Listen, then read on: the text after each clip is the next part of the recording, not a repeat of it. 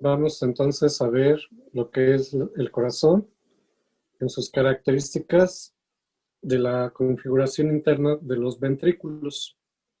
Entonces, igual que ayer, los ventrículos van a tener similitudes y diferencias. Dentro de las similitudes es que ambos van a tener una forma conoide, van a tener paredes gruesas comparada con los ventrículos.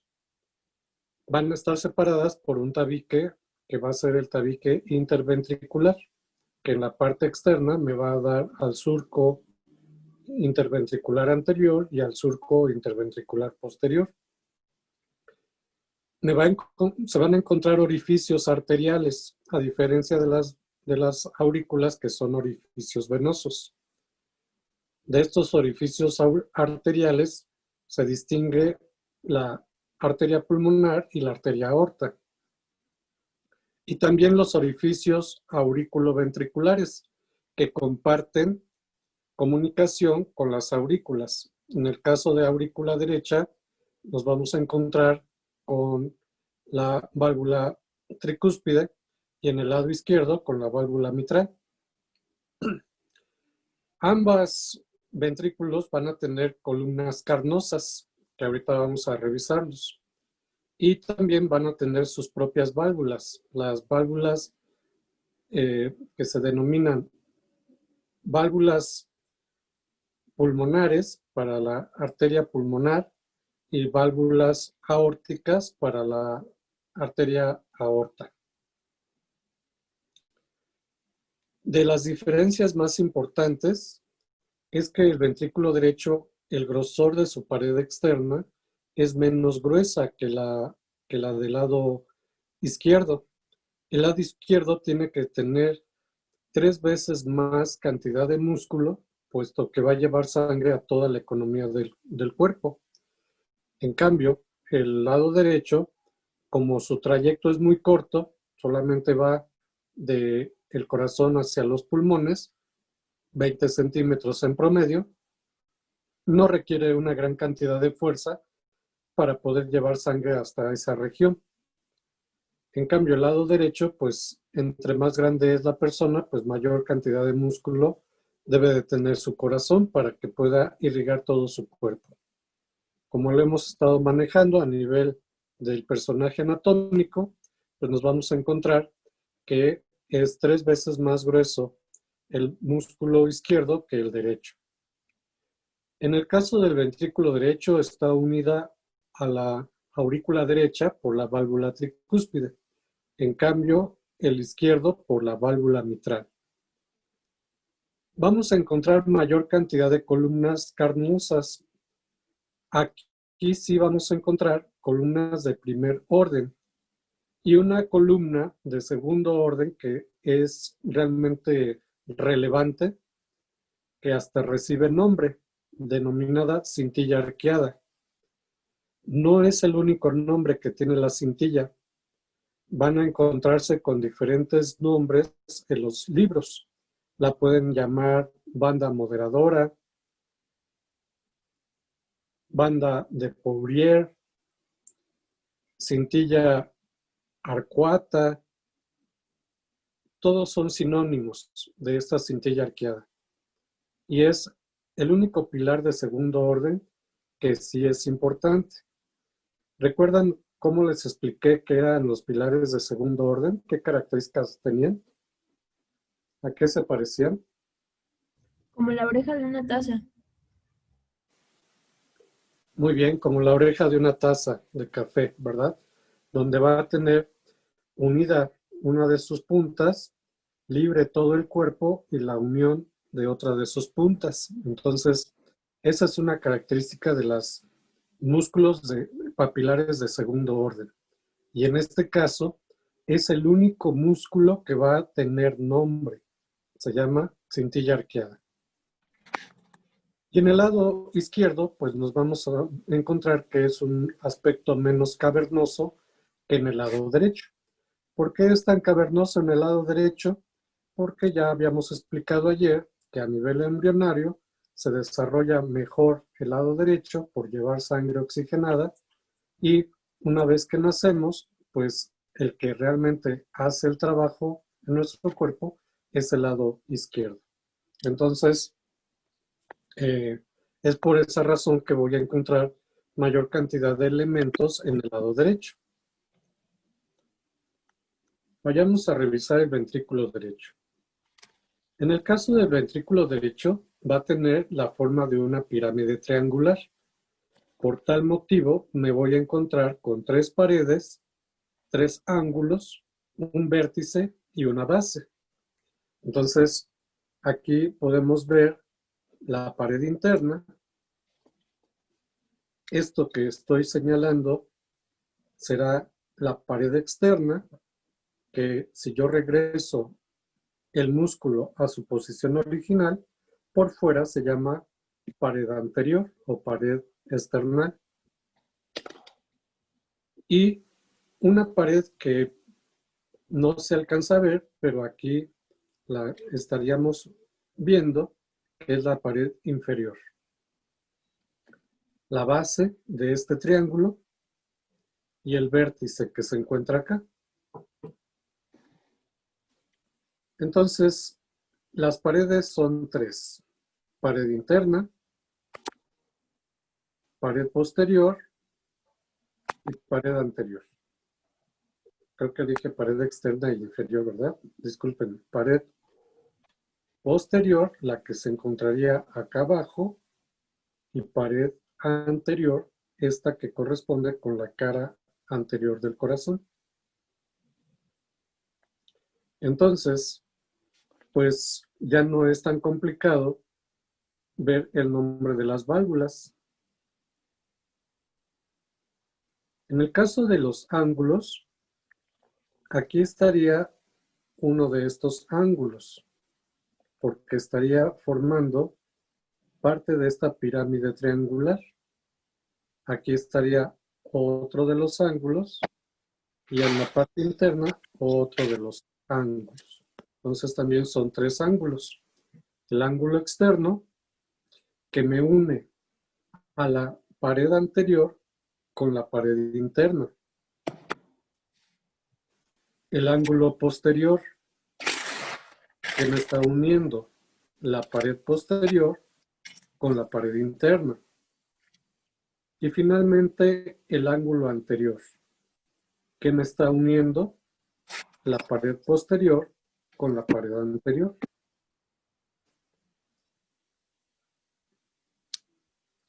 El vértice, que su función es como la pasta de dientes, que la sangre que se encuentra aquí, al momento de haber una contracción del músculo, siempre va a iniciar en el vértice la contracción, generándose entonces de abajo hacia arriba la contracción del músculo. ¿Por qué digo de abajo hacia arriba? Porque en la otra clase veíamos que el eje mayor del corazón es de arriba hacia abajo, derecha a izquierda, atrás adelante. Entonces, la intención de que se contraiga primero el vértice es llevar la sangre hacia la parte posterior y superior para que de esta manera se pueda desviar la sangre aquí a donde se encuentran estas 3 valvulitas, si las ves, que se denominan senos de la arteria pulmonar. La base, donde vamos a encontrarnos con las válvulas de las valvas, perdón, del ventrículo derecho, a través del agujero aurículo ventricular.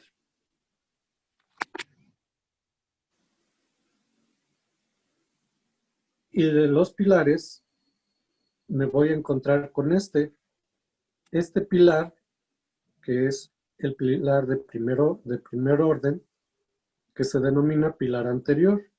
¿Dónde nace?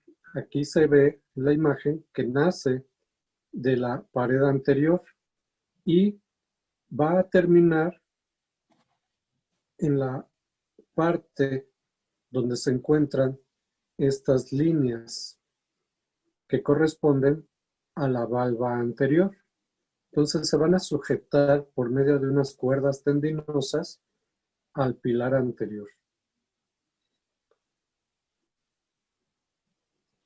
El músculo papilar del cono arterial, que es un músculo muy pequeñito, que está uniendo también cuerdas tendinosas, tanto de la valva anterior como de la valva interna. En algunos libros también te lo puedes encontrar como músculo de Luschka. El pilar posterior. Este pilar posterior, que aquí se alcanza a ver muy poco en la imagen, nace de la pared posterior y se proyecta para que se unan las cuerdas tendinosas de la valva posterior. Y la cintilla arqueada, un músculo de segundo orden que es muy importante. Nace en la pared interna y termina en el pilar anterior. Vuelvo a repetir, nace en la pared interna y termina en el pilar anterior. Da la impresión de que yo pudiera meter el dedo entre este músculo. ¿Por qué es importante esta cintilla arqueada? Más al rato vamos a ver el sistema de conducción y vamos a ver que existen fibras que vienen de las de His para que de aquí se desprendan estos haces de las de His y lleguen a formarme las fibras de Purkinje. Entonces, esta es como una carretera que lo que va a hacer, como es un pilar muy delgadito, va a retardar el impulso eléctrico que viene viajando por el haz de His. ¿Por qué requiero que se retarde el impulso eléctrico que está pasando de la pared interna hasta la pared anterior? Porque si pasase la electricidad muy fácilmente, el ventrículo derecho, al tener una menor cantidad de músculo, se contraería primero que el músculo izquierdo. Entonces, la intención de esta cintilla es el retardo de ese impulso eléctrico. ¿Para qué? Para que al momento de que llegue a la pared anterior, al mismo tiempo está llegando el impulso a toda la pared del ventrículo izquierdo, que dijimos era 3 veces más grueso que el derecho. Y entonces ambos ventrículos se van a contraer simultáneamente.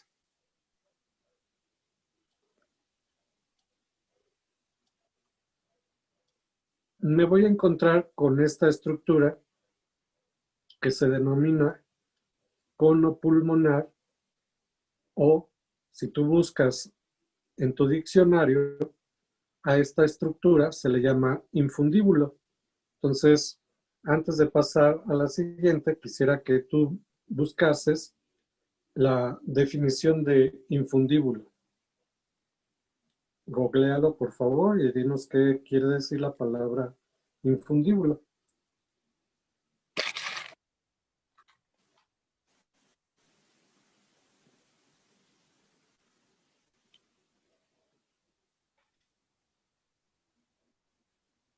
Bueno, aquí dice que designa ciertas porciones de un órgano que tienen forma de embudo. Tiene forma de embudo, ¿verdad? Entonces la palabra infundíbulo quiere decir en forma de embudo. Entonces, quiero que te imagines, porque obviamente aquí se recortó la imagen, aquí se recortó esta parte, quiero que te imagines esto que es un embudo. ¿Qué quiere decir? Que está más ancho en donde nace y empieza a hacerse más delgado o menos ancho hacia donde termina. Entonces, ¿cuál es la intención de este embudo? Pues recolectar la sangre del ventrículo derecho para que pueda salir a través de las válvulas pulmonar, de la válvula pulmonar. Entonces, esto empuja por la presión al ir de una zona muy ancha a una zona menos ancha, pues se va a generar presión y esto va a empujar a estas valvas que se encuentran aquí para que la sangre salga expulsada a través de la arteria pulmonar. Y una estructura que se denomina fosilla subinfundibular. Esta fosilla subinfundibular, pues en una persona sana no tiene ningún valor. Pero si alguna persona llegase a desarrollar algún tipo de infección, es muy fácil que las bacterias se alojen aquí. Hagan de cuenta que es como todo esto es un océano, las olas son muy fuertes, todo es muy violento, las bacterias podrían salir expulsadas por lo violento que es cuando la sangre se expulsa, pero en este rincón pues se va a encontrar una bahía, de tal manera que aquí puede haber crecimiento de bacterias y obviamente generarme un tipo de enfermedad.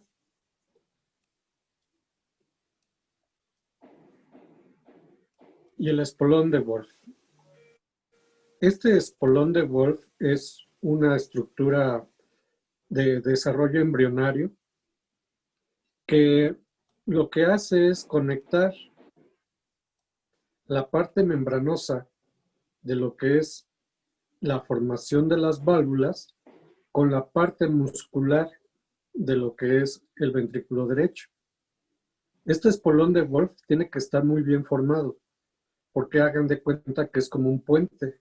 Va a comunicar los haces que nacieron del nodo auriculoventricular para que al momento que atraviesen el trígono fibroso, los haces de músculo que tiene capacidad de conducción eléctrica pasen por aquí, por el espolón de Wolff. Entonces, si una persona tuviese problemas con el espolón de Wolff, pues como decíamos ayer, puede empezar a desarrollar algún tipo de problema de arritmia. En el ventrículo izquierdo, quiero que notes cómo el grosor es 3 veces mayor que el del lado derecho. Me voy a regresar una diapositiva para que puedas hacer esa comparación. Ve, este músculo es muy delgadito comparado con este que es muy grueso.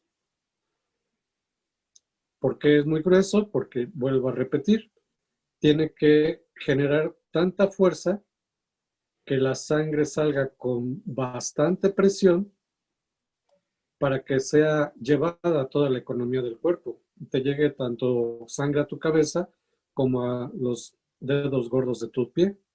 Entonces, la presión que se genera aquí al interior del ventrículo izquierdo es mucho mayor que la del ventrículo derecho.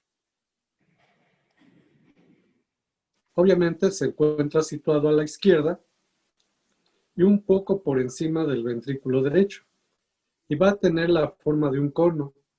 Por tal motivo solamente le vamos a estudiar 2 caras, a diferencia del ventrículo derecho que le estudiamos 3 caras. Entonces, una de las paredes se va a llamar pared posterior, que en otros libros también se puede llamar pared interna, y una pared anterior, que en otros libros le pueden llamar pared externa. Entonces, esta pared anterior, pues corresponde a lo que revisamos ayer en la parte anterior del corazón. Y esta pared posterior, pues corresponde a lo que es la cara diafragmática del corazón. Aquí se alcanzan a ver el vértice, que es la punta real del corazón. Ayer veíamos en la imagen de auscultación cardíaca que la punta del corazón se localizaba a qué nivel de qué costilla. El quinto espacio intercostal, ¿no? En el quinto espacio intercostal de... ¿De qué lado? Del lado izquierdo. Del lado izquierdo, ¿verdad? Entonces, en el quinto espacio intercostal del lado izquierdo, ¿a qué altura? A la altura de la media Después del clavícula. esternón, perdón, De media clavícula. a la mitad de la media clavícula, ¿verdad? Entonces, es una línea que puedo yo trazar y en el caso de los hombres cae perfectamente a nivel de la tetilla del hombre. Entonces, este es el verdadero vértice de nuestro corazón. La base, pues se aprecia perfectamente lo que son dos orificios. Aquí no se alcanza a percibir porque se ve lo que es nuestra válvula mitral, pero aquí al lado de la válvula mitral se encuentra el orificio auriculoventricular, perdón, el orificio, este es el orificio auriculoventricular con la válvula mitral. Y al lado de la válvula mitral, el orificio para la salida de la sangre de la arteria aorta. No se alcanza a ver porque está estorbando estas valvas. Y a diferencia de nuestro ventrículo derecho, aquí solamente encontramos dos pilares que son importantes. El pilar posterior y el pilar anterior.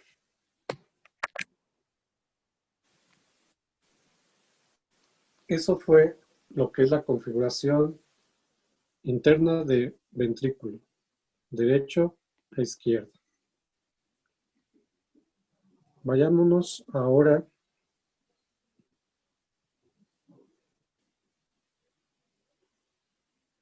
Profe, tengo una Sí, pregunta. adelante. En un video de los que subió vi que le decían ventrículo anteromedio. ¿También está bien? Sí, ¿por qué? Porque se encuentra a la mitad de nuestro corazón. Eh, Habíamos visto en la primera clase que si yo dividía al cuerpo por una línea imaginaria sagital, iba a tener 2/3 del corazón en el lado izquierdo y 1/3 del corazón en el lado derecho. Entonces, esos 2/3 corresponden prácticamente a toda la porción izquierda de nuestro corazón. Entonces, mejor quedémonos con que es cara anterior. ¿De acuerdo? Sí, gracias. Esto por cuestiones de examen, únicamente. Ya cuando ustedes tengan una mayor capacidad pues pueden tomar sus propias decisiones. En el caso del aparato valvular, pues vamos a encontrarnos con lo que es la válvula tricúspide. ¿Por qué se llama válvula tricúspide? Pues porque va a estar conformada por 3 valvas. ¿Dónde se localiza esta válvula tricúspide? En el orificio llamado orificio auriculoventricular. ¿Cuánto mide? Bueno, pues aproximadamente 120 milímetros en el hombre y 105 milímetros en la mujer. Va a tener 3 valvas, la valva anterior, la valva más externa, la valva posterior y la valva interna. Y esta valva interna, pues es la más pequeña de las 3. Aquí la estamos dibujando y el corazón va a tener 2 eventos. Un evento en el cual está lleno con sangre y se va a cerrar tanto la válvula tricúspide como la válvula mitral, pero se van a encontrar abiertas la arteria aorta y la arteria pulmonar. Este evento, cuando el corazón tiene cerradas las válvulas mitrales, se le llama ¿Sístole? sístole. Y cuando se encuentran abiertas la válvula Diástole. tricúspide y mitral y cerradas estas de acá, es la diástole. Se encuentra vacío el corazón, va a recolectar sangre. Entonces, vean cómo es tan detallista en el dibujo Netter, que a mí me da la impresión de que esto parecen almohadas. Están pachoncitas estas almohadas. ¿Y por qué las está dibujando así? Porque ahorita el corazón se encuentra lleno y lo que pretende la sangre es escaparse. Pero gracias a las cuerdas tendinosas que están unidas a los pilares de primer orden, esto parece una especie de paracaídas. De tal manera que aunque la sangre empuje con la mayor cantidad de fuerza, entre más empuja, más se cierra la válvula. Y es obvio que la sangre se escapa muy fácilmente de la arteria pulmonar. Entonces, estamos viendo el fenómeno de sístole. Entonces, volvemos a repetir. Voy a tener la valva interna, que es la más pequeña de las tres, la valva posterior, que hace correlación con la pared posterior, y la valva anterior. Son tres valvas que forman a la válvula tricúspide. La válvula mitral, pues, es menor de tamaño. Esta medía aproximadamente 120 milímetros y esta de este lado va a medir su orificio aproximadamente 102 milímetros. En el hombre y en la mujer 90 milímetros. Va a encontrarse únicamente dos valvas. Una valva externa o posterior, que la estoy señalando en este momento, y una valva interna o anterior. La posterior dice que tiene forma de cuadrícula, de un cuadrado. Y la izquierda, pues dice que tiene un aspecto triangular. Obviamente, para poder ver eso, pues necesito usar mucho mi imaginación. Entonces, esto tiene una forma cuadricular, mientras que la otra tiene una forma triangular. Bueno, nunca le vi la forma triangular, pero pues sí es lo que dice. Entonces, ese es el aspecto de estas valvas. Igual que en la imagen anterior, estoy viendo la sístole porque se encuentran pachoncitas las valvas, se encuentran cerradas. Y voy entonces a tener la valva posterior o externa y la valva anterior o interna. Al igual que en el lado derecho, van a estar unidas por las cuerdas tendinosas y estas cuerdas tendinosas están unidas a los pilares de primer orden. Entonces, como es un músculo, los pilares, el músculo se contrae, jala las cuerdas y esto hace que la valva se tienda a irse hacia abajo. Pero como es tanta la presión de la sangre, pues lo que va a provocar es que se cierre la válvula. Voy a tener la válvula sigmoidea pulmonar. Habíamos dicho que estas tres valvas, o también llamada sigmoidea pulmonar, pues, ¿de dónde proviene? Pues dice que es sigmoidea. Quiere decir que se parece a la letra sigma. Entonces, ustedes reconocen así a la letra sigma. En una imagen que vamos a ver más adelante, pues se puede apreciar que tiene forma de letra W. Entonces, es por eso que le pusieron válvula sigmoidea pulmonar, al igual que la aórtica. El orificio de esta válvula, en promedio, es de 70 milímetros y va a tener 3 valvas. Una valva que es anterior,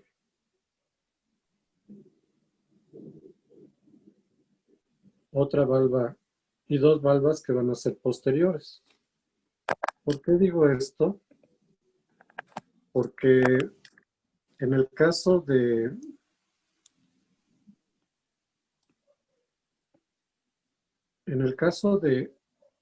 mi cuerpo, esto es la parte anterior o la parte ventral y esto de acá atrás es la parte dorsal.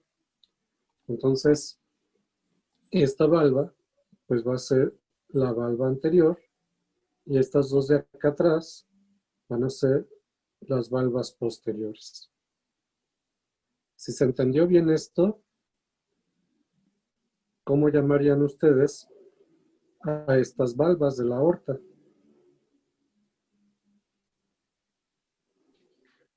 ¿Valvas anteriores? Valvas anteriores. Y la última valva, Valvas posteriores. valva posterior, ¿verdad? Entonces, esto es una diferencia que voy a encontrar entre la arteria pulmonar y la aorta. ¿De acuerdo?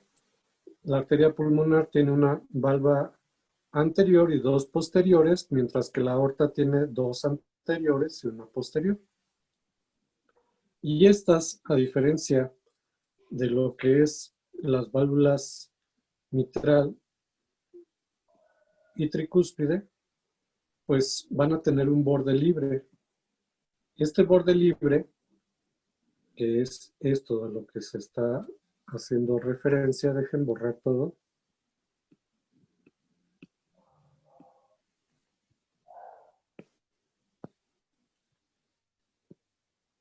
Estos son los bordes libres.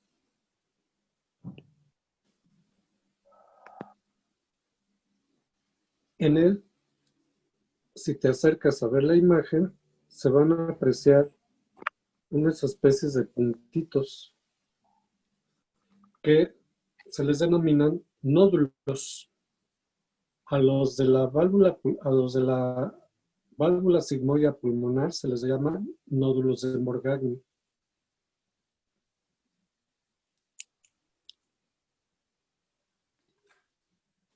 Entonces, aquí están las valvas. 2 valvas posteriores, el nódulo de Morgagni y la valva anterior. En el caso de la válvula sigmoidea aórtica, pues prácticamente ya lo acabamos de explicar todo. Mide exactamente igual que la válvula pulmonar, aproximadamente 70 milímetros. Va a tener igual 3 valvas, pero estas se van a llamar 2 anteriores, una posterior. Y a diferencia del nódulo de Morgagni, aquí se le va a llamar nódulo de Arancio.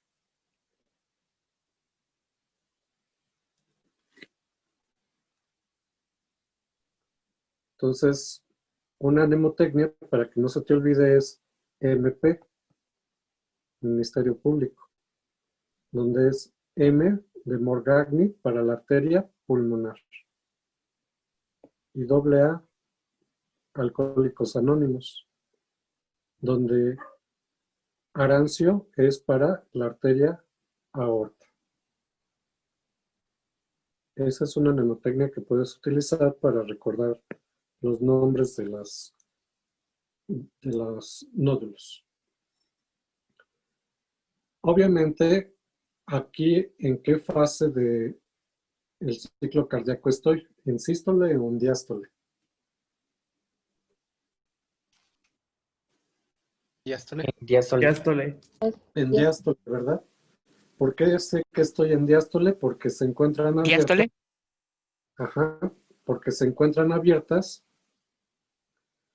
tanto la mitral como la tricúspide y se encuentran cerradas la pulmonar y la aorta. Ahora, ¿por qué se van a cerrar? Porque la sangre se regresa. La sangre que viene de la arteria pulmonar se regresa, llena con sangre estas cazuelitas y como estas cazuelitas estaban pegadas a la pared, ahora al llenarse con sangre, pues cierran a la válvula. En este caso es nuestra arteria aorta, entonces la sangre que viene de la aorta llena las cazuelitas y se llena con sangre, porque el corazón recuerda que se encuentra vacío en el interior. Entonces voy a tener las valvas anteriores y el nódulo de Arancio y la valva posterior. Aquí vemos los dos fenómenos. El fenómeno de sístole y el fenómeno de diástole. Profesor, entonces cuando Sí. ocurre la sístole, la válvula simoidea pulmonar y la aorta están abiertas. ¿Sí? Aquí se ve cómo la valva se encuentra adherida casi a la pared. ¿Sí? Por la presión que está ejerciendo el corazón para que salga la sangre. Entonces está fluyendo sangre del interior del corazón. Por eso las valvas están adheridas a lo que es las paredes. ¿Alcanzan a ver esta chipotito? Son los nódulos. Si estoy señalando a la aorta, ¿cómo se llama? Nódulos de Arancio. Arancio. nódulos de Arancio. ¿De acuerdo? ¿Sí ¿En qué quedó claro momento? la diferencia entre sístole y diástole? Sí. ¿Qué más? Sí, Ok. Sí. Por ahí alguien sí. iba a ¿En qué en qué momento del ciclo cardíaco están cerradas las 4 válvulas?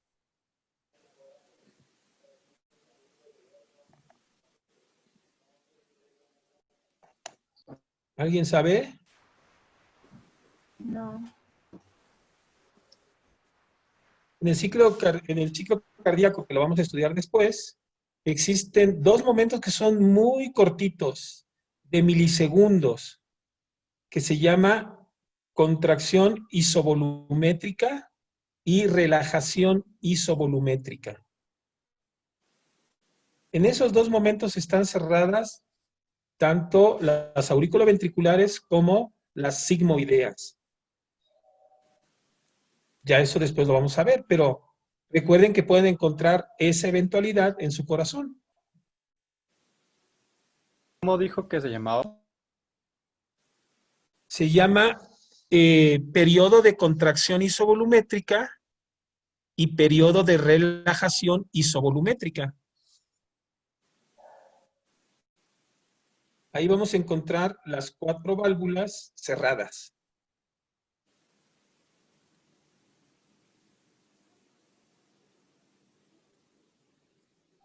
Profe, una pregunta. ¿Los de estos pilares se pueden llegar a romper por tanta presión?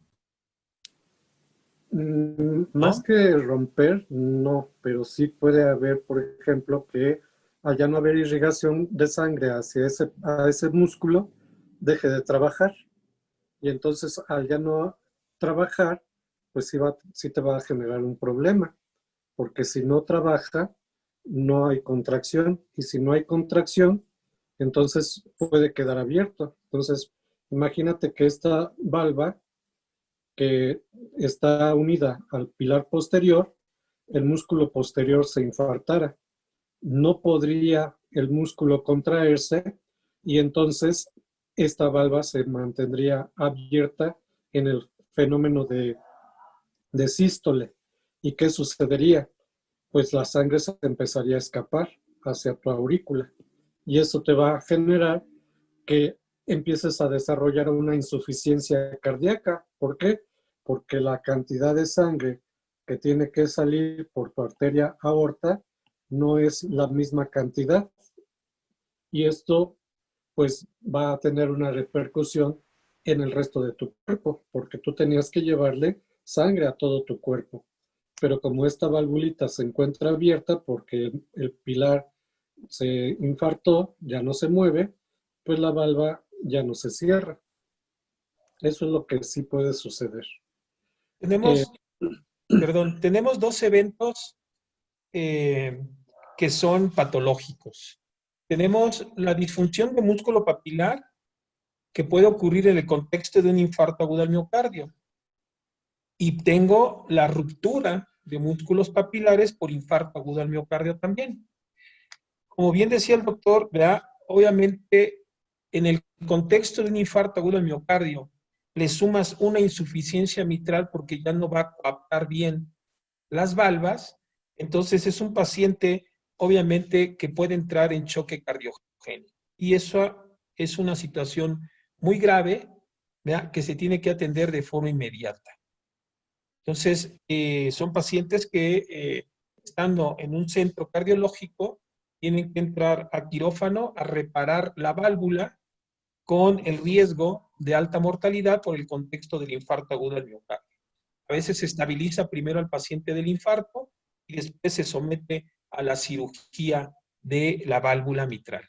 Pero si hay ruptura, solamente cuando hay necrosis del músculo papilar por un infarto, ¿sí? Sobre todo si estamos hablando de la cara anterior. Recuerden que de los infartos, ¿verdad? Los más graves son los de la cara anterior.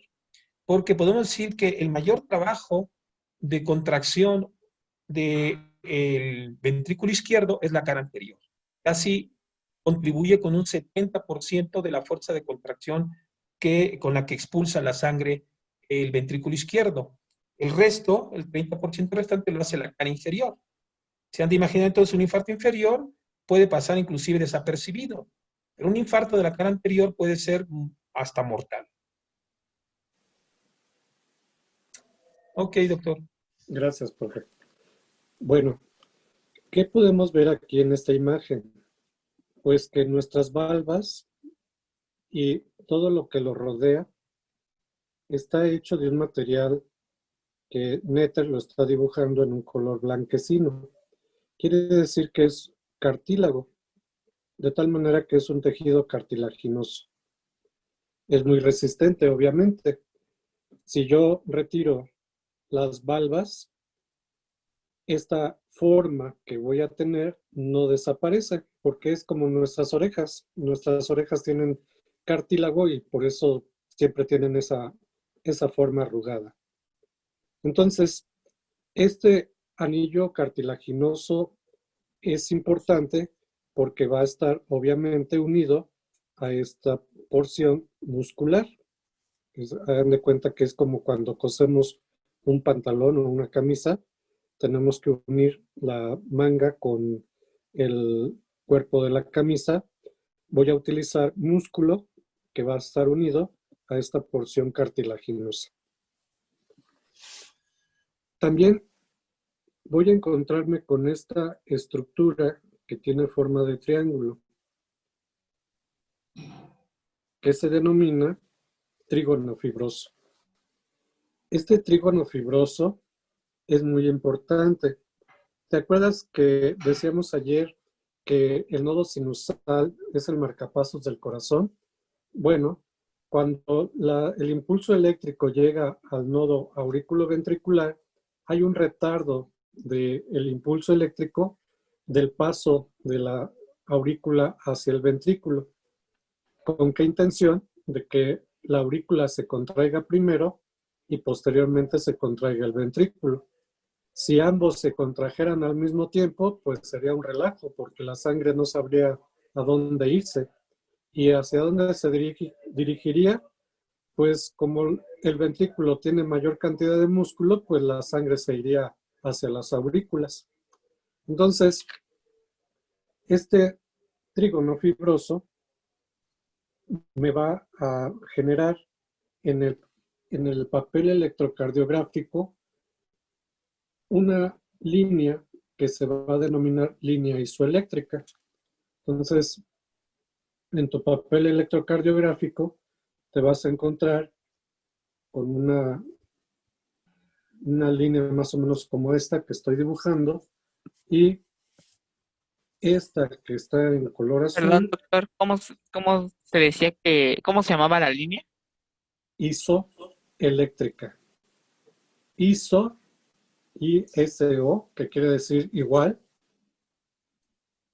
y eléctrica. ¿Por qué? Porque no se está viendo ningún fenómeno eléctrico.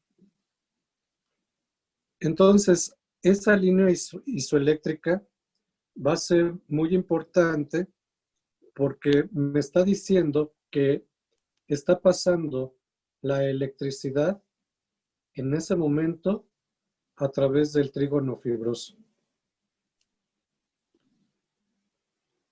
Y de esta manera, primero se contrae la aurícula con un fenómeno eléctrico y después hay un momento de silencio y después se tiene que contraer el ventrículo con otro impulso eléctrico.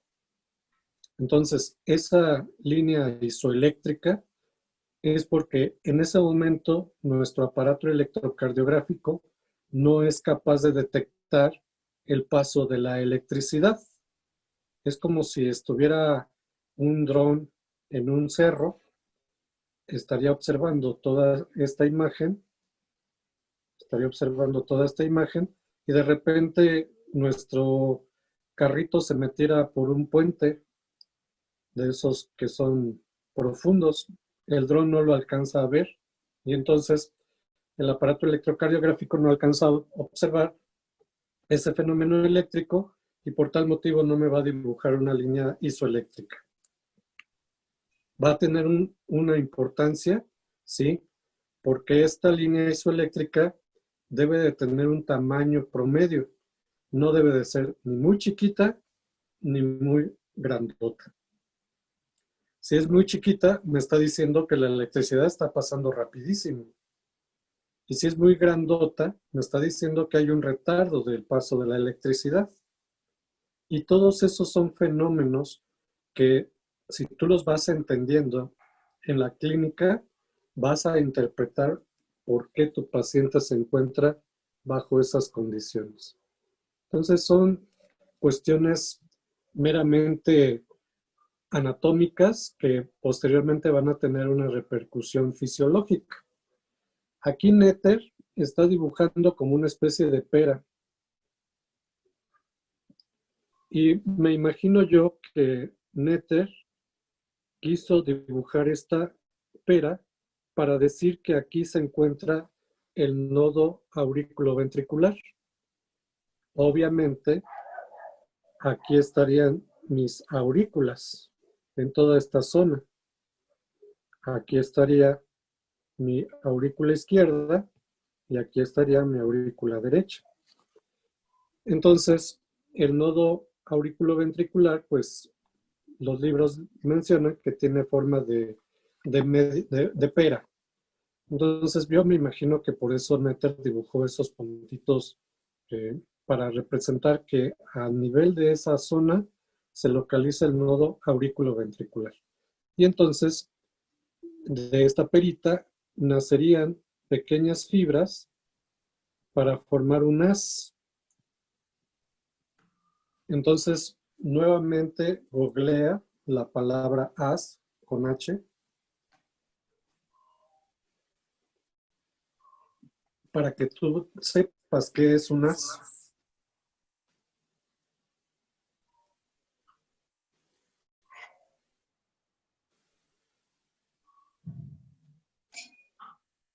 Sin H, pues es parte de las cartas para jugar póker.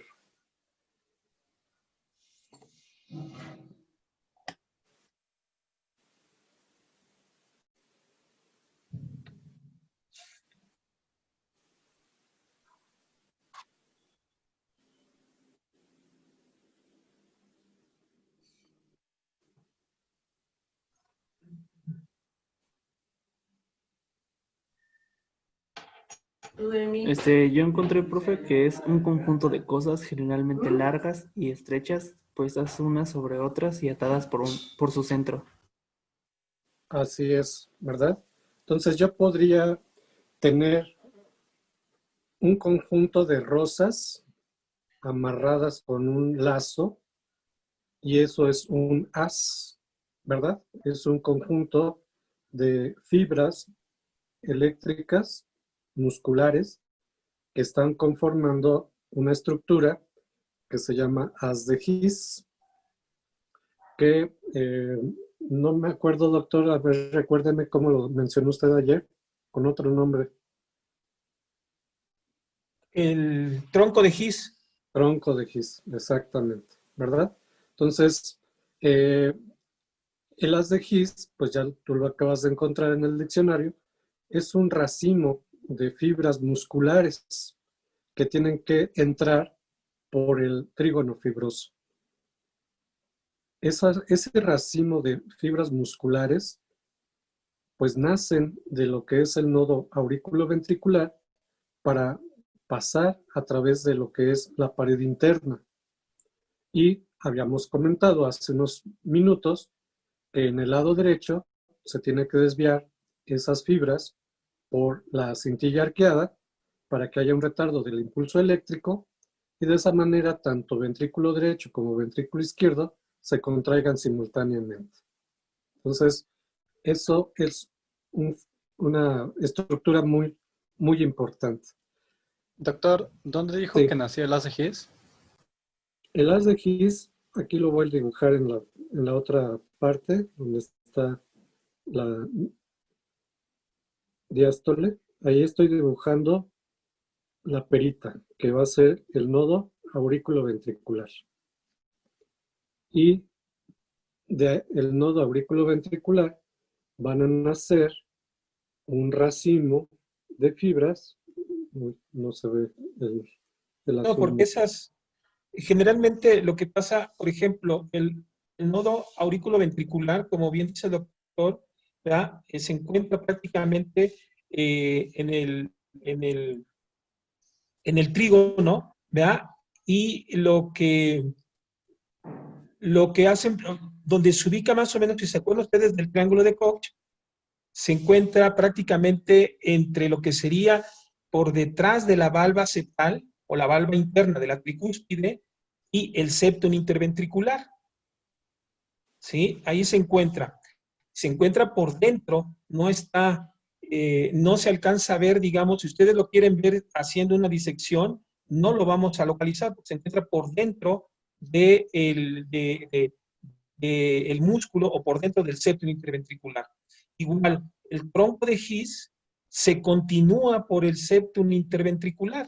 Más o menos se dice que es alrededor de 1.5 centímetros de longitud que tiene el tronco de His. Ese tronco de His después se va a subdividir, ¿verdad?, en lo que será la rama derecha, que se va a ir por todo lo que es la banda moderadora del ventrículo derecho, y del lado izquierdo me da dos ramas, que es una rama que se va a la pared anterior y otra rama que se va a la pared posterior, y tanto la rama derecha como las ramas izquierdas se unen por microfibrillas de todo el ventrículo que se llaman fibras de Purkinje. ¿Sí? Pero prácticamente es una continuación, ¿verdad? El tronco de His es una continuación, como un haz, así como que de repente está una bola de estambre y de esa bola le empiezo a sacar yo, ¿verdad?, varios fibras y las uno todas, y esa porción se le llama tronco de His. Y después esas ya, ¿verdad?, parto la mitad para el lado derecho y la otra mitad la parto para el lado izquierdo. Sí, correcto. Muchas gracias. Entonces, pues, este triangulito, ¿qué referencias tiene? Pues aquí vemos lo que es la valva interna y por delante a quién nos encontramos.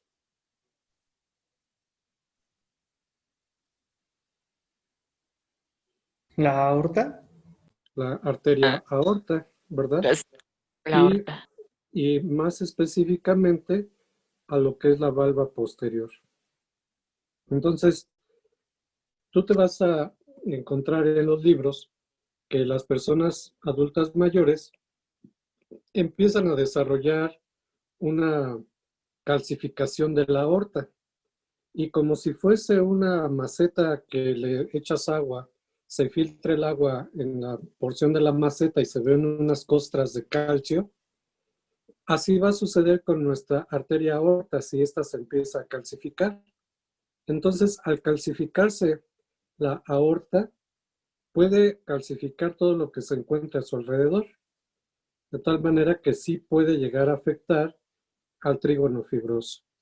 Y entonces, pues, si se calcifica esa región del trígono fibroso, pues el haz de His ya no va a trabajar tan adecuadamente.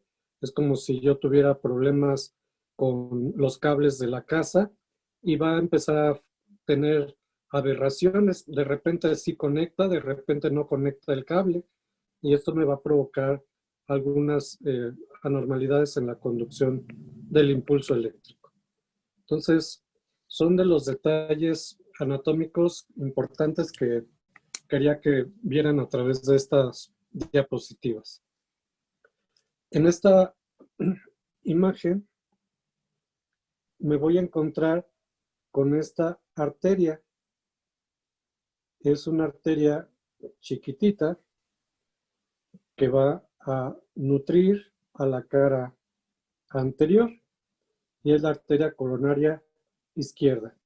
Mientras que la del otro lado es una arteria bastante larga que va a ser mi arteria coronaria derecha. Recuerda que la arteria coronaria izquierda se va a subdividir inmediatamente en una arteria circunfleja izquierda que alimenta a esta porción del corazón y una arteria descendente anterior que se fue por el surco interventricular anterior. Entonces, son de los detalles que son importantes para ti. Y ayer el doctor hablaba de una cruz de Haller que pues era importante esta cruz porque me iba a marcar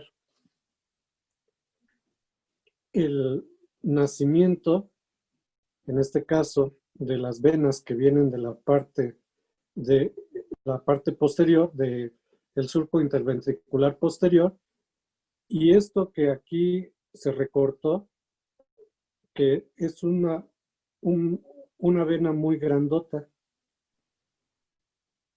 que en el caso, al ser muy ancha, pues le voy a llamar vena magna, o también llamada seno.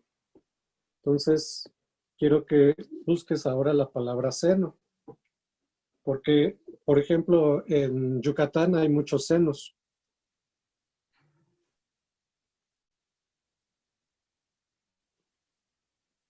A ver qué dice el diccionario con respecto a los senos.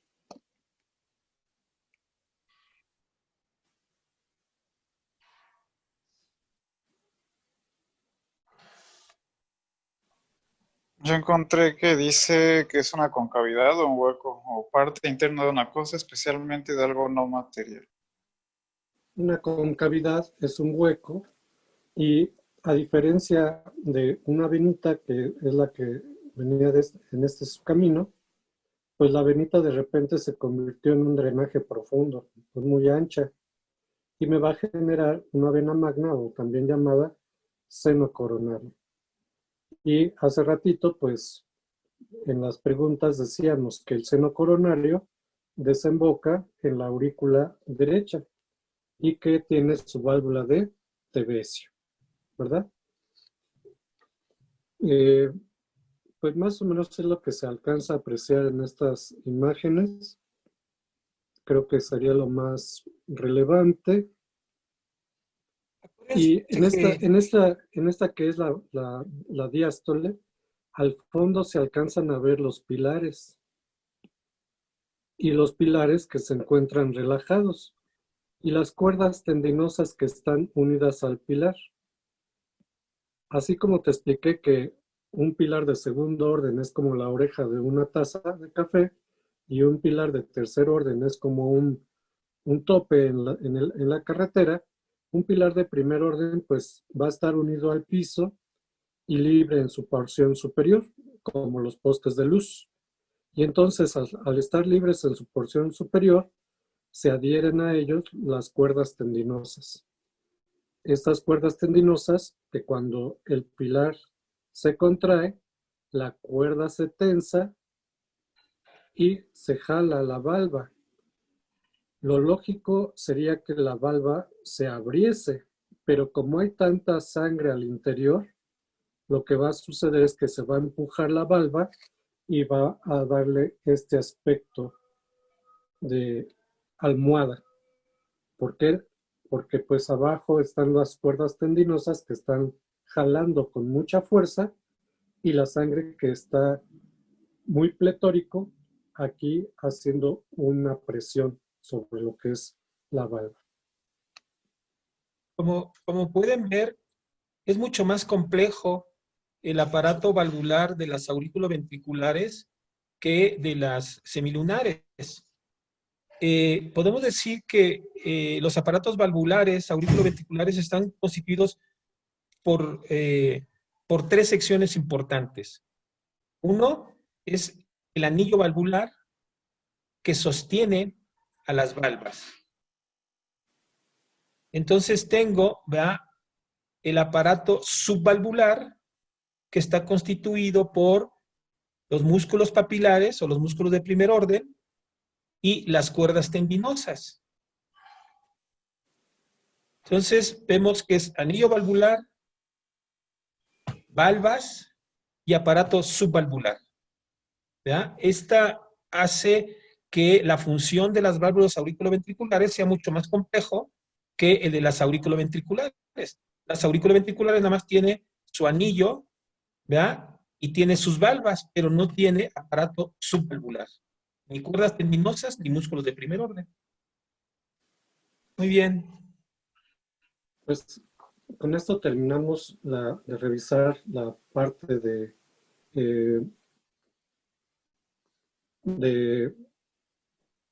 el sistema valvular, y vamos a darnos un receso de 15 minutos para regresar con lo que es el sistema de conducción. El sistema de conducción, que es muy importante que lo entendamos muy, muy bien, porque es el que va a generar el impulso eléctrico y el que va a generar que tu corazón tenga vida.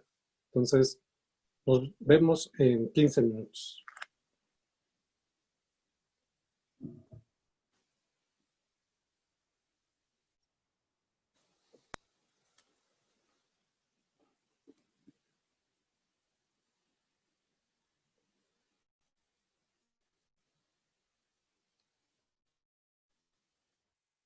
El tejido especializado cardíaco responsable del inicio y la conducción del impulso cardíaco consta de 3 elementos principales: el nodo sinusal o de Keith-Flack, la unión auriculoventricular, que incluye el nodo auriculoventricular de Ashov-Thabara y el haz de His, y por último las ramas izquierda y derecha con el sistema de fibras terminales de Purkinje.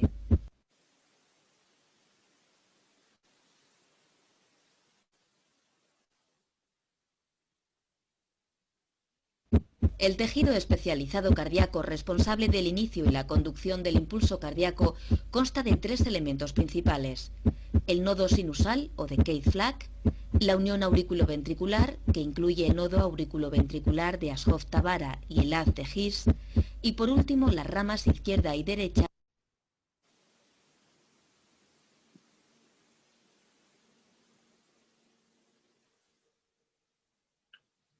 Hubo un corte de la transmisión.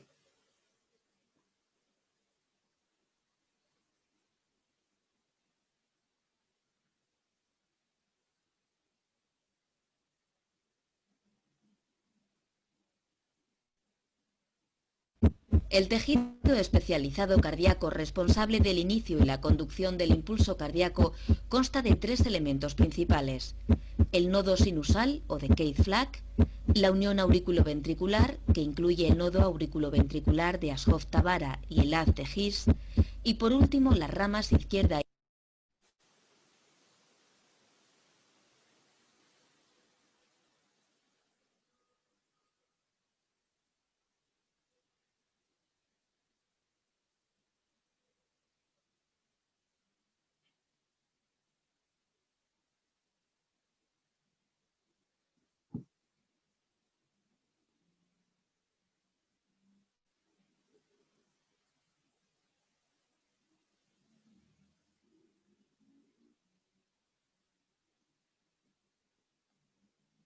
¿Sí escuchan? Sí. Ok.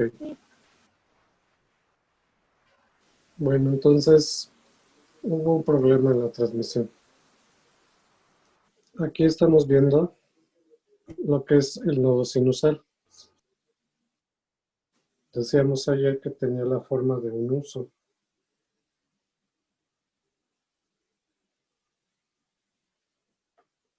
Y del nodo sinusal que veíamos ayer que nace en nuestra aurícula derecha, en la desembocadura de la vena cava superior, van a nacer 3 haces internodales.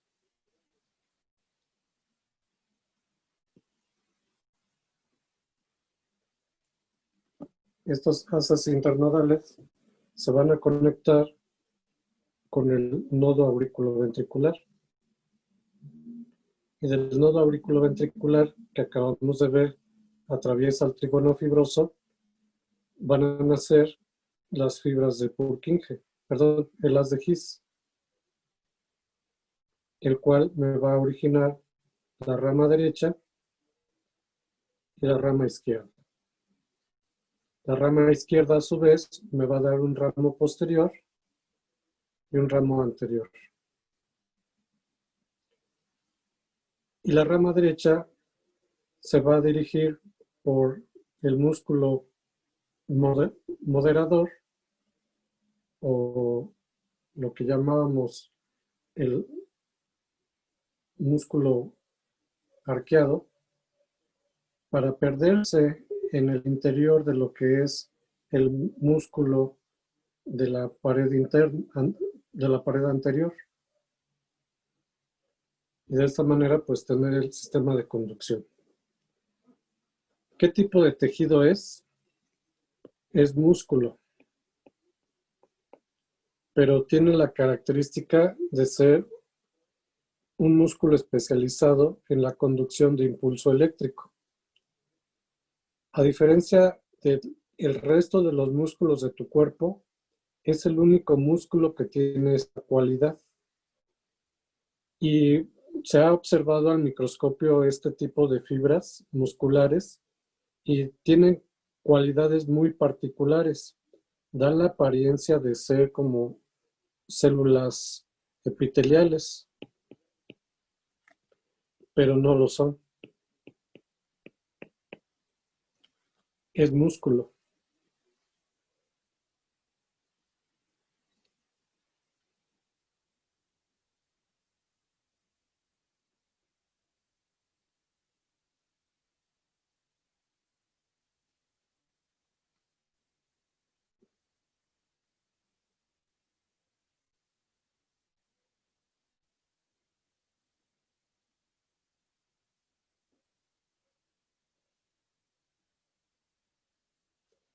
Entonces, el haz anterior también se puede llamar como haz de Bachmann. El internodal posterior también se llama haz de Thorel. Y por último, el internodal medio, haz de Weichenbach. Repito, todos son fibras musculares especializadas en la conducción de impulso eléctrico.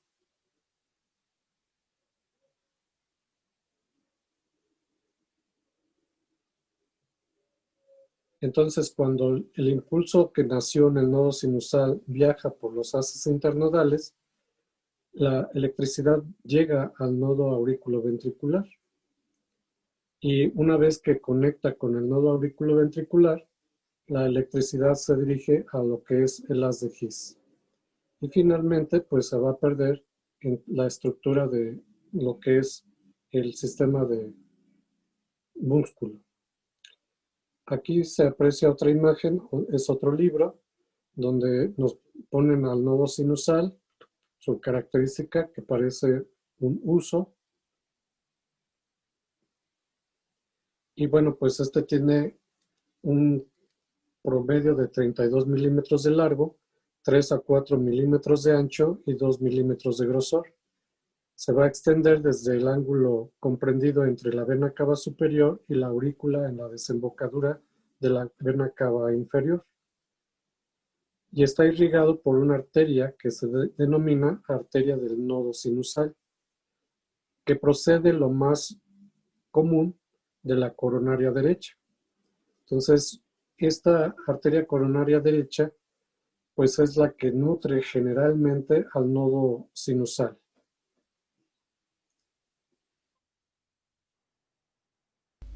El nodo sinusal es una masa ovalada de 1 a 2 centímetros de largo y medio centímetro de ancho. Se localiza a nivel subepicárdico en la unión de la vena cava superior y la aurícula derecha. Posee una función predominante en la formación del impulso cardíaco.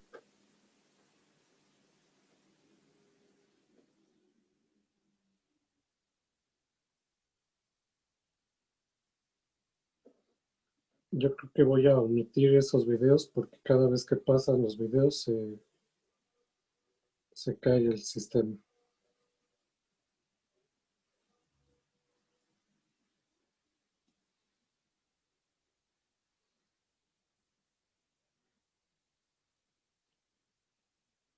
El fascículo de His que va a estar formado tanto por lo que es el nodo auriculoventricular como por lo que es el haz de His. Este segmento que se localiza a nivel atrioventricular se le denomina fascículo de His. Y veíamos ayer que este va a estar delimitado por lo que es el trígono, por lo que es el triángulo de Koch. Este nodo también se le conoce como nodo de Ashok-Tabara y también vamos a encontrarnos a lo que es el haz de His. En la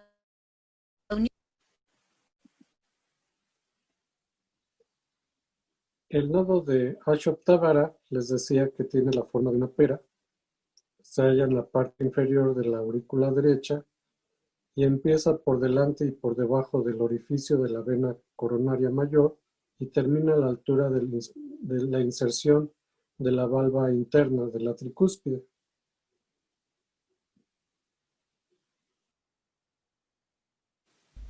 El nodo El haz de His o fascículo de His es la continuación del nodo de Ashok-Tabara y su forma es la de un cordón aplanado y su longitud de promedio es de 10 milímetros, como decía hace unos minutos el profesor. Recorre el espesor del miocardio por debajo del trígono fibroso y luego la parte inferior de la porción membranosa del tabique interventricular. Entonces yo te explicaba que el espolón de Wolff me va a unir en la etapa embrionaria esa porción membranosa que corresponde a lo que va a ser el anillo valvular en el futuro con el músculo que es la pared interventricular. Entonces, cuando no hay una buena formación del corazón, se puede perder el impulso eléctrico o como decíamos hace rato con respecto al trígono fibroso, de repente conecta y de repente se desconectan esos haces internodales. Entonces, es importante ese detalle anatómico. El haz de His, pues lo acabamos de revisar, se va a dividir en dos ramos, un ramo derecho y un ramo izquierdo. El haz. Este que es un dibujo del libro de Netter, pues me detalla las características de este sistema de conducción. Entonces, vemos cómo el nodo el nodo sinusal se encuentra en la porción de la desembocadura de la vena cava superior Y a partir de este nodo sinusal se desprenden 3 haces internodales. El haz internodal posterior, el haz internodal medio y el haz internodal anterior. Quiero que notes cómo aquí el haz internodal anterior me está dando unas ramas que se van a ir hacia la aurícula izquierda. En amarillo, pues lo que es el nodo auriculoventricular, la región donde se encuentra el anillo valvular, la región donde se encuentra el trígono fibroso y cómo atraviesa ese trígono fibroso el haz de His en color naranja. El haz de His inmediatamente se va a bifurcar también en una rama izquierda que va a irse hacia lo que es ventrículo izquierdo y en una rama derecha que es la que va a bajar a través de lo que es el espolón de Wolf. Aquí se encuentra nuestra banda moderadora, donde este músculo pilar de segundo orden va a permitir que las fibras de la rama derecha se empiecen a desprender en lo que hace un momento el doctor le llamaba fibras de Purkinje. Quiero que notes cómo solamente el sistema de conducción se encuentra 2/3 por debajo del corazón y esta parte que es 1/3 que está en la parte de la base del corazón no encontramos fibras musculares. Entonces, perdón, no encontramos fibras de conducción.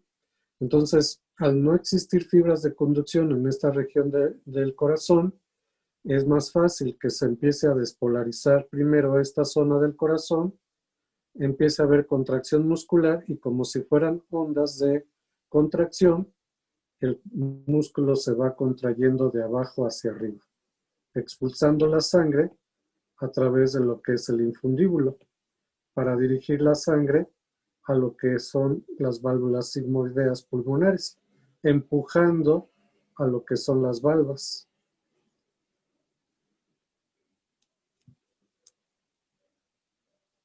En el lado izquierdo, hace unos minutos decía yo que el haz internodal anterior mandaba unas ramas hacia la región de la aurícula izquierda y aquí vemos cómo estas ramitas le dan inervación a la aurícula izquierda. De tal manera que esto me va a generar que la aurícula izquierda se contraiga casi simultáneamente que la aurícula derecha. Pero primero se contrae, primero se despolariza la aurícula derecha y posteriormente la aurícula izquierda. Esto electrocardiográficamente me va a dibujar una onda que tiene forma de cerrito, donde la primera parte de esta onda corresponde a aurícula derecha, mientras que la segunda parte corresponde a aurícula izquierda. El haz de His, que se desprendió en 2 porciones, una derecha y una izquierda, en la porción izquierda vean cómo está nutrido, está muy desarrollado. Son demasiadas fibras musculares que se van por toda la porción de la pared interna para llegar aquí al pilar anterior. Vean cómo se quedan las fibras de Purkinje por debajo de lo que es el músculo en su porción interna, ya que habíamos dicho ayer que era un músculo hueco. Entonces son fibras subendocárdicas, mientras que en la región subepicárdica prácticamente no hay fibras de Purkinje. Esto está libre de fibras de Purkinje. Aquí se aprecia mucho mejor lo que les estoy comentando. Entonces, toda esta porción subendocárdica es la primera en empezar a despolarizarse. Y igual que en el lado derecho, esto va a empezar a generar una onda de despolarización, empujando la sangre hacia lo que va a ser ahora lo que es las válvulas sigmoides aórticas. Hace rato veíamos acá a las válvulas mitrales que ocultaban a las válvulas aórticas. Entonces, en el lado izquierdo, el orificio auriculoventricular y el orificio de la aorta están de manera horizontal, uno al lado del otro, mientras que en el lado derecho, pues el orificio auriculoventricular se encuentra por debajo de lo que es el orificio de la arteria pulmonar. Esa es una diferencia importante.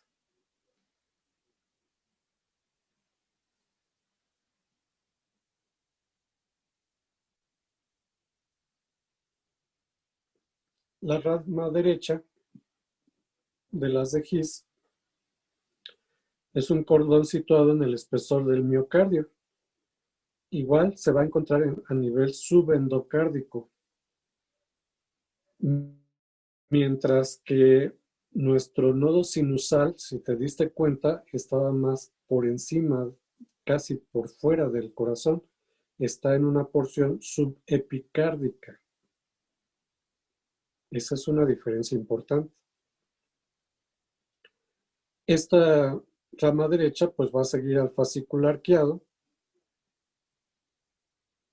y termina en el pilar anterior, donde abandona sus ramificaciones terminales.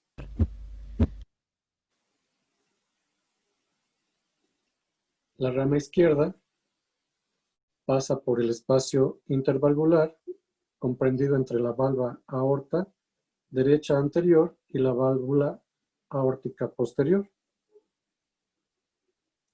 Se hace entonces superficial y se divide en dos pincelitos secundarios, uno anterior hacia el pilar anterior y otro hacia el pilar posterior. A unos pocos mil...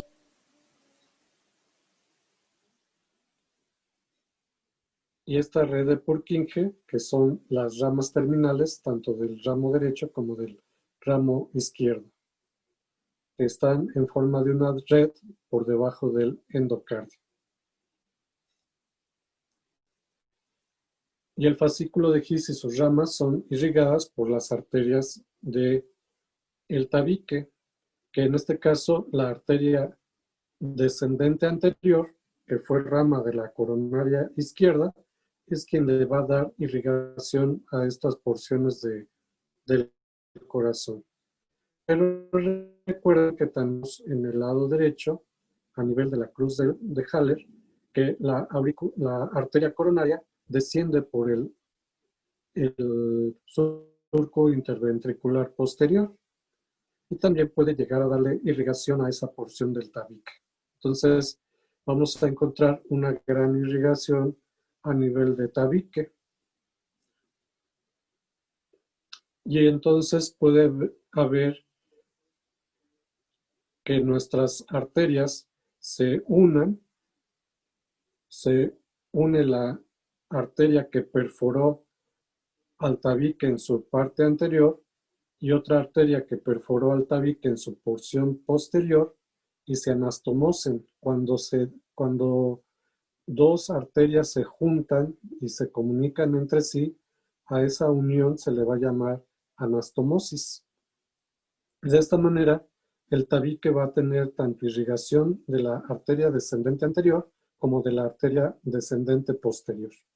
Esto tiene una ventaja, sí, porque si llegase a taparse por alguna situación la arteria descendente anterior, pues puede ser sustituida esa irrigación por la arteria descendente posterior. Entonces es más complicado que haya infartos a nivel de tabique. Sí existen, pero no son tan comunes. Y lo que pues vamos a encontrarnos es que los infartos van a estar desarrollados de acuerdo al área donde se esté irrigando el músculo. Si es una zona que los infartos son más comunes en el lado izquierdo porque hay mayor cantidad de músculo, pues es como lo que sucedió ahorita en Cancún. Hay poco transporte y mucha necesidad de alimento por parte de los turistas. Entonces, ¿qué sucede? Que esa poca sangre que está llegando al ventrículo izquierdo, pues lo está aprovechando la mayor cantidad de músculo.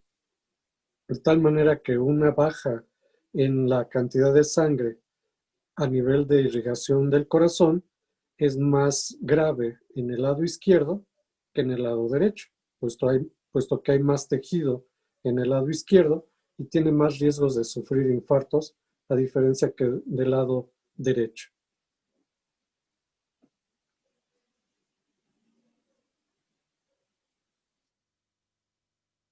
La red terminal de Purkinje. El tejido especializado cardíaco responsable del inicio y la conducción del impulso cardíaco consta de tres elementos principales: el nodo sinusal o de Keith-Flack, la unión auriculoventricular, que incluye el nodo auriculoventricular de Ashov-Thabara y el haz de His, y por último las ramas izquierda y derecha con el sistema de fibras terminales de Purkinje. El nodo sinusal es una masa ovalada de 1 a 2 centímetros de largo y medio centímetro de ancho. Se localiza a nivel subepicárdico en la unión de la vena cava superior y la aurícula derecha. Posee una función predominante en la formación del impulso cardíaco.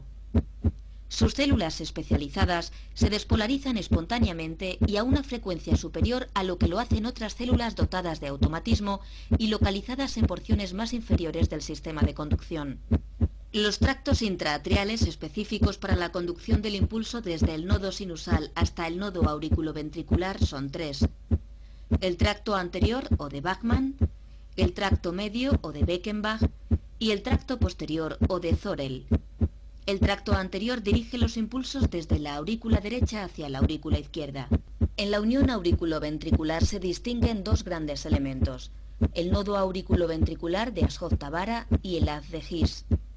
El nodo auriculoventricular de Ashov-Thabara está situado a nivel epicárdico, en la base de la aurícula derecha, en el centro del área delimitada posteriormente por la desembocadura del seno coronario y anteriormente por la inserción del velo septal de la válvula tricúspide.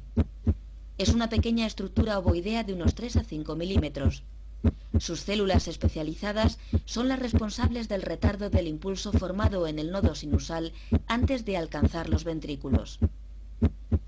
El haz de His es la continuación de la porción distal del nodo auriculoventricular. Es una estructura con forma de cordón de unos 2 centímetros de longitud y unos 4 milímetros de diámetro. Desde su origen en el nodo auriculoventricular, el haz de His recorre una pequeña distancia antes de penetrar en el cuerpo fibroso central y alcanzar el septo membranoso. Unos milímetros más allá, en la unión del septo interventricular membranoso y del septo interventricular muscular, finaliza su recorrido bifurcándose en las ramas izquierda y derecha. En su parte más inferior, el haz de His se bifurca constituyendo las ramas izquierda y derecha. Estas ramas comienzan su recorrido en la cresta del septo interventricular muscular. A unos pocos milímetros de su inicio, la rama izquierda se subdivide en un delgado fascículo anterosuperior y en un grueso fascículo posterior-inferior. La rama derecha es continuación directa del haz de His y discurre por el lado derecho del septo interventricular hasta alcanzar, sin ramificarse, la punta del corazón. La red terminal de Purkinje conecta la porción distal de las ramas y fascículos de conducción, formando una maraña de fibras que se distribuye por el subendocardio de ambos ventrículos.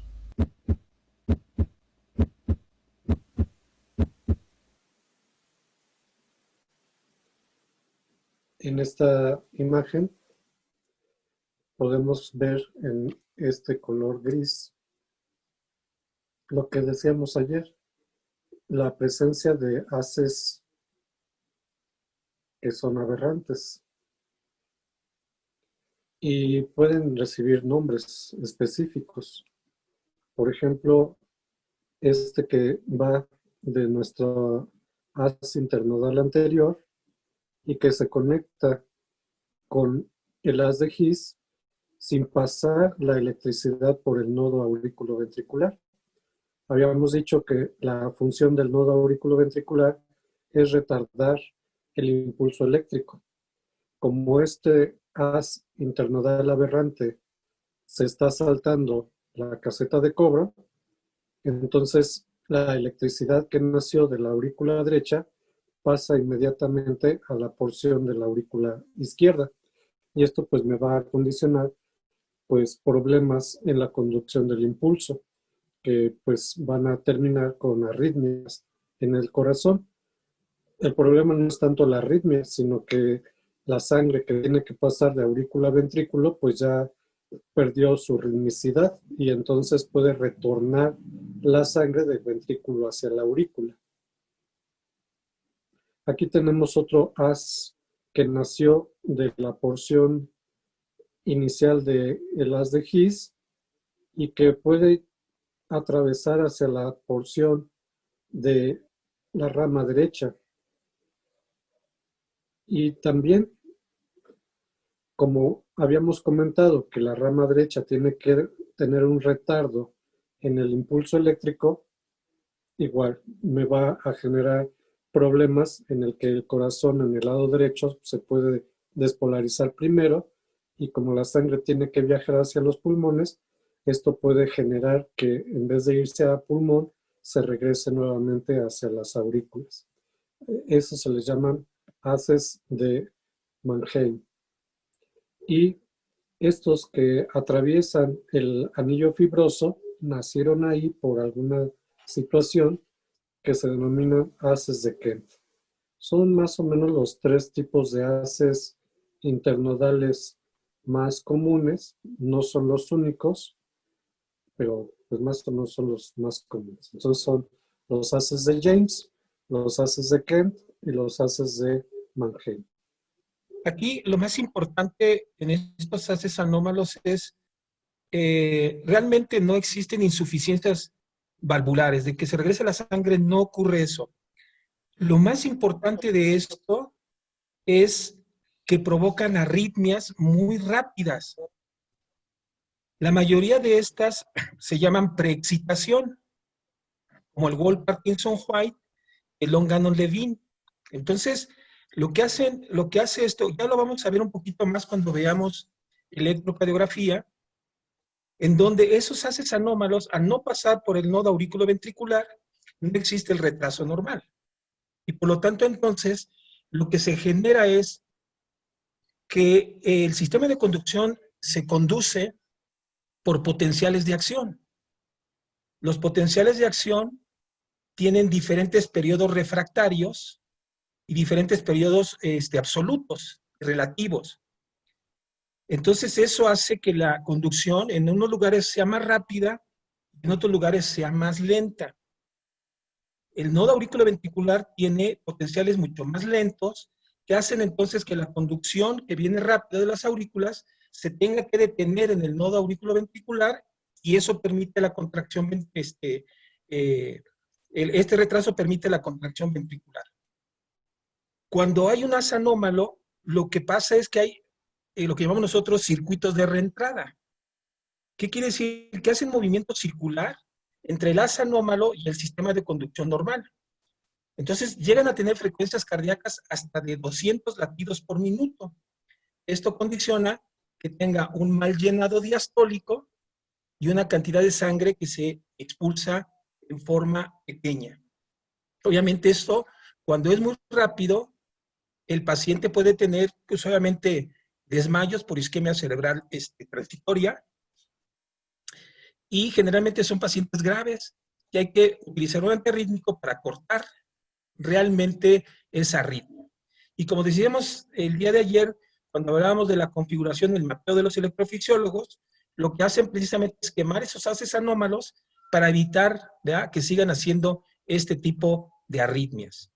Pero el problema principal es la arritmia por reentrada que se llama. Entonces, puede pasar el impulso de aurícula al ventrículo directamente, después pasar al sistema de conducción, regresar a la aurícula, otra vez por el haz anómalo, y hacen movimientos circulares, ¿verdad? Que le digo, el problema es que son paroxísticos y pueden ser muy graves o pueden ser muy leves.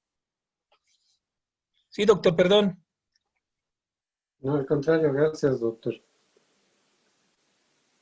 Y bueno, pues creo que esta es un resumen de lo que es la situación, las paredes y la vascularización, que pues vamos a ver en la próxima clase. Ya vamos a hablar sobre lo que es aorta y cómo la aorta me va a dar el primer ramo, que van a ser las arterias coronarias. Revisaremos estas arterias coronarias en su detalle, porque pues es importante, ya que acabamos de decir que si no hay una adecuada irrigación, pues la posibilidad de que ese músculo se empiece a atrofiar por falta de oxígeno, pues es grave para la porción del músculo. Y bueno, pues creo que con esto terminamos.